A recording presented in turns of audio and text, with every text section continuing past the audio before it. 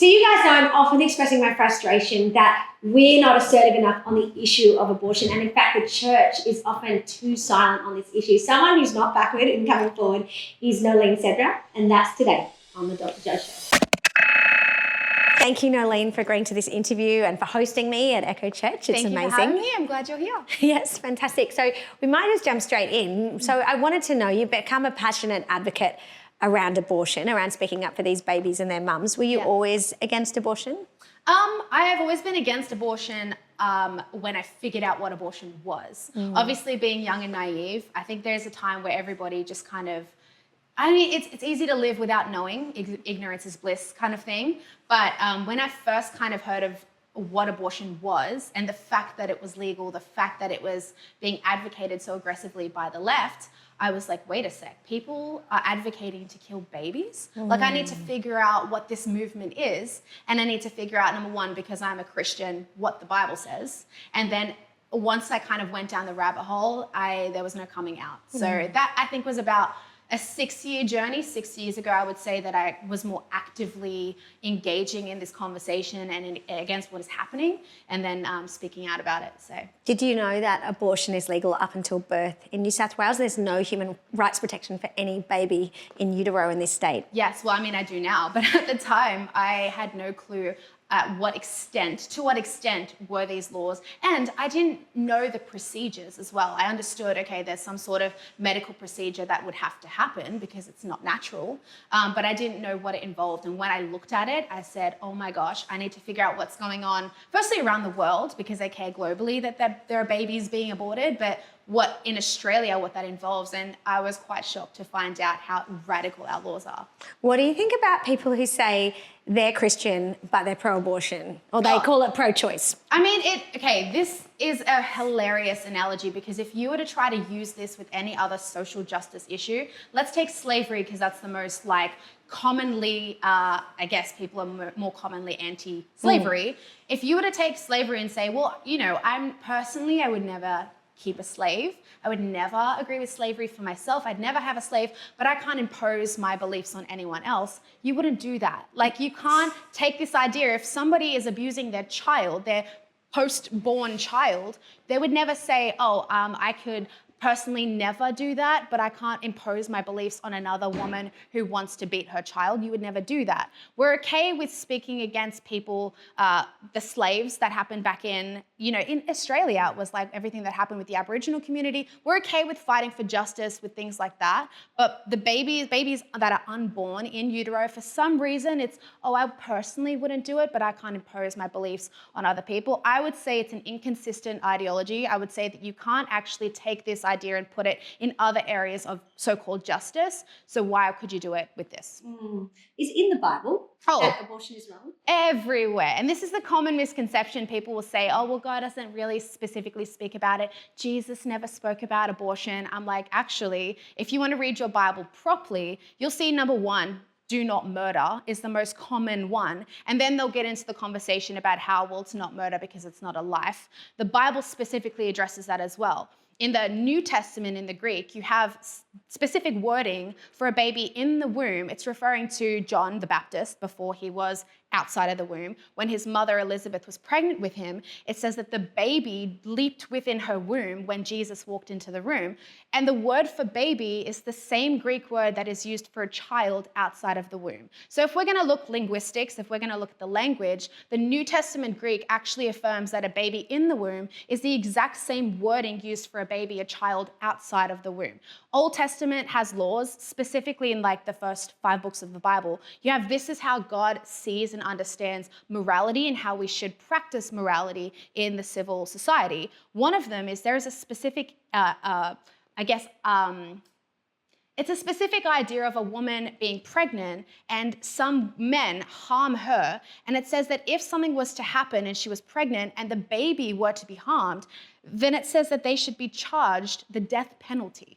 So for some reason, like murdering a woman holds the same weight as murdering a baby in the womb when it comes to the Old Testament law. So New Testament has it, Old Testament has it. The Bible affirms a baby is a life in the womb and out of the womb, and black and white, ending the life of an innocent is not okay according to God's standards. So I don't understand the Christians that say this isn't in the Bible. Don't understand it.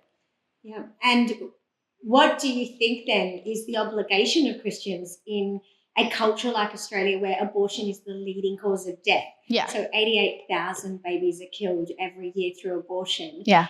A lot of Christians would say, look, that's really bad, but I just don't want to get involved. You know, I've got my own mission in my own church. I'm involved in ministry, but this isn't something that I feel called to change. Yeah, I mean, I like the word you used, obligation, because I was thinking about this morning. I pray about this often, but this morning I really felt the weight of it as I was preparing for this interview. And I was thinking, when it comes to Christianity, I get a lot of people reaching out to me of like, hey, I really want to be motivated to do this. I want to be able, and I'm like, no, it's not about anyone motivating you. You as a Christian, if you claim to be a Christian, a follower of Christ, you have an obligation and a duty to fight for the things that God cares about. And speaking up for the voiceless is one of those. In implementing justice, which is not the social justice stuff that the left try to use, it's actual biblical justice based on the morality that God has set in society and has set in the universe. You have an obligation as a Christian. If you claim to be a Christian, you have an obligation to care about what God cares about. If there are hundreds and thousands of babies dying worldwide, millions of babies dying globally through abortion, you have an obligation as a Christian to speak about it if you claim to care about what God cares about. So that's what I would say is, I'm not here to motivate you. I'm not, especially to the Christians. To the world, let's have the conversations because I can understand the confusion. I can understand the philosophy, the science. But if you are a Christian, the Bible is clear and you have an obligation to speak about the things that God cares about. So that's what I would say to the Christians. So in New South Wales at the moment, there is a bill that has been introduced by the Greens, and what it would do is it would allow nurses and midwives to become abortionists. It would also force GPs to be involved in abortion, even if their conscience is telling them, I don't want to do this. It gives the Minister for Health the power to order Christian hospitals to perform abortions, and it actually removes the data keeping requirements around abortion. So there's 4 things it does. All 4 of them are monstrously evil. Yes. What is your view on that bill, and what do you think Christians should be doing about it? Yeah, I mean, I do think it's pretty interesting because I get the honor of going to the US, and what I find interesting about the US and the politics and the church sphere is abortion is very much a part of the political conversation. Whereas I feel like in Australia, it hasn't really been a part of the conversation in the church, in politics. It's not even a part of the reason as for people to consider who to vote for these days. Christians tend to kind of push that on the side. And what I find crazy is that it had to take a bill as extreme as this for Christians to start saying, oh, I think we should start engaging in politics about the issue of abortion again. I personally point my finger to the church and its leaders. I say, where were you when we were having these conversations years ago? Where were you when babies were being killed 5 years ago even? Where were you when these issues were in their more minor extremity? Now we're talking about a radical bill.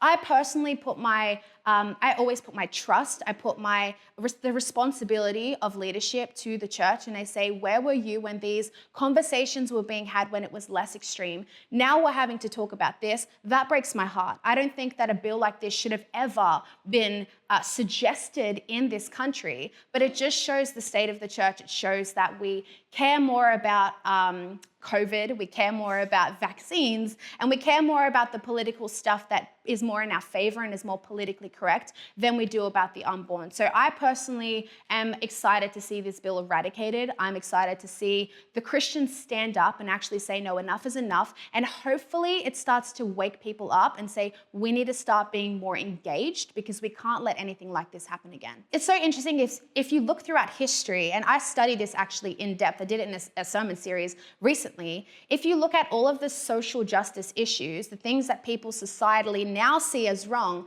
back in the time it was happening, it was actually the Christians that brought an end to these practices. William Wilberforce, for example, ended the slave trade in Britain. You have Christian missionaries, for example, the practice in India of burning women alive, widows alive with their husbands, was ended by a Christian missionary. The practice of binding a woman's feet in China, this brutal practice, was ended by Christian missionaries. It was Christians that ended slavery. It was Christians that ended practices all around the world that God has said this is wrong and it's abusive because it completely derails the image-bearing gift that human beings have and the value that comes with that. So the way I see it now is, where are the Christians that now, even Nazi Germany, it was Christians, the confessing church, that actually spoke against the practices that were happening against the Jewish people. Dietrich Bonhoeffer is one of my heroes. He spoke against the church that was silent, the silent church. How could you be silent in a time like this? One of his quotes is literally, the ultimate test of a moral society is the world that it leaves its children. What kind of world are we leaving our children? It's the church's responsibility. It always has been the Christians. So where are the Christians now? Because when I think about it, it's Christians that ended slavery. It's Christians, women, that got us the right to vote and stand in Parliament in Australia. And now it's incumbent upon Christians to end abortion and speak up for these babies. So next week we're having a rally outside New South Wales Parliament on Wednesday, 5:30 to 6:30 p.m. We're telling everybody to come. Why do you think it's so important that people come to this rally? And why will you be there? I know you guys are bringing your whole leadership team. Yes. So you've obviously made a commitment as a church to support this. Of course. And a lot of churches say we don't want to get involved in politics. But what would your pitch be to the people listening about why they must attend? Yeah, I think the whole church should not be involved in politics is ridiculous, because politics is involved in the church. It's involved in your personal life, and it's going to be involved in your future children if you don't have children yet. If you do, it's already involved in their lives. So I think it's a responsibility to actually engage, especially for the Christians. And I see this as the perfect example and the perfect opportunity for us to actually raise our voice and show that our opinion exists, because I think Australia lives in this tunnel vision leftist socialist reality of abortion is healthcare, when it's definitely not. And there is actually a very loud, for a long time it's been a very soft majority, but I do think that we have a majority in this. Most people, if you show them the reality, will admit this is barbaric and we should not have this legalized in this country. So I think that we need to show up, we need to be present, and we need to show the loud lefties that we actually have a voice and that we may actually be louder than they think.